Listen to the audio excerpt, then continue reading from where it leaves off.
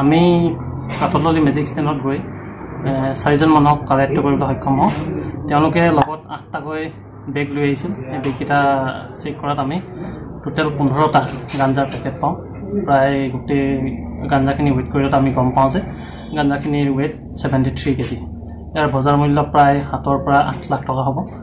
আৰু তেওঁলোকে ত্ৰিপুৰাৰ পৰা এইখিনি অনা বুলি কৈছে আৰু ত্ৰিপুৰাৰ পৰা মেজিকত উঠিছিল পাঠাকানলৈ গ'লহেঁতেন যোৱাৰ আগতে আমি তেওঁলোকক কালেক্ট কৰিব